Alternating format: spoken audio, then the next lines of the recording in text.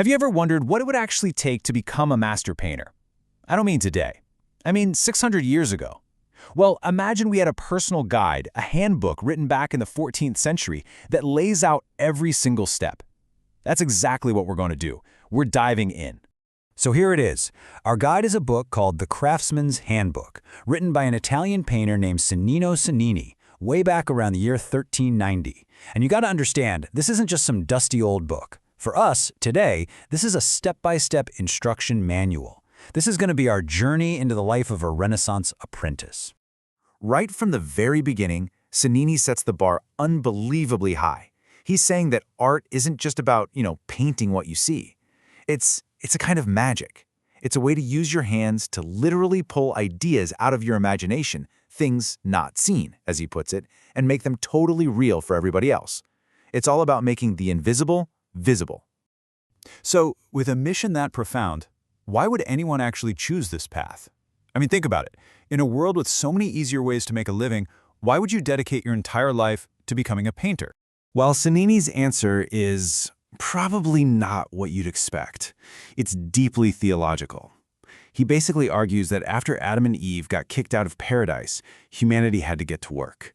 And of all the jobs you could do, painting is one of the more worthy because it takes both skill and imagination, and it serves a higher purpose.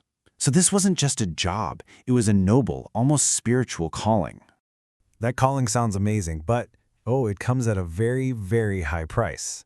So you've decided this is your life's work. What are you actually signing up for? Let's talk about the real commitment involved here. This number says it all. 12. That's the number of years Cennino Cennini himself spent as an apprentice under his master. Just let that sink in for a second. More than a decade of your life starting as a kid, just learning the basics before you could even dream of being called a master. And it wasn't just about putting in the hours. No. According to Cennini, you basically had to take a vow. You had to be okay with being poor, you had to be totally obedient, and you had to completely submit your life to your master. You didn't just learn a craft, you surrendered your entire being to it. All right, so you've made this huge, life-altering commitment. You walk into the workshop, day one, you're ready to learn. Your first task has to be picking up some charcoal and drawing, right? Nope, not even close. Your first job is to make the very surface you're going to draw on. And this process, it's just incredible. You're sanding a piece of wood until it's as smooth as ivory. Then you're grinding up bones, probably from last night's dinner, into a fine powder. And then, and this is the wild part, you mix that bone dust with your own saliva and rub it all over the panel with your bare hands. It's this intensely physical and really personal process. And that process right there, it reveals a core principle of the Renaissance workshop. See, there were no art supply stores you could just run down to. An artist had to be a master of everything. If you needed a tool, you made it yourself, period. And yeah, that includes your drawing tools. So just forget about graphite pencils. An apprentice learned to draw using these things called styluses, which were basically pointed tools made out of lead, bone, or even precious metals like silver. But here's what makes this technique, it was called silver point, so incredibly demanding. The mark is permanent. There is absolutely no erasing, no undo button. Every single line you make has to be confident, precise, and correct the first time. Can you imagine the level of control that requires? It's just mind-boggling. But mastering the physical tools, that was only half the battle. Cennini's guide shows us that the ultimate goal was to learn how to manipulate something you can't even touch. You had to learn how to draw with light itself. So how in the world did they do that? Well, Gengini tells the apprentice to just look. Carefully observe how light falls on things in the real world. Then you systematically apply your shading, you add your highlights, and you give the drawing relief. You make a flat figure look solid, real, three-dimensional. It's the birth of realism, right there. And here's just one more example of the artist as a total toolmaker. If you wanted to draw with ink, you needed a pen.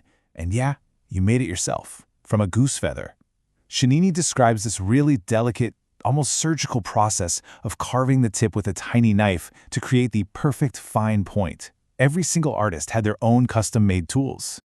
Okay, so you spent years grinding bones, carving quills, and practicing thousands of unforgiving lines. You've got the skills. But what's the final piece of the puzzle? What's the secret that takes you from a skilled craftsman to a true master?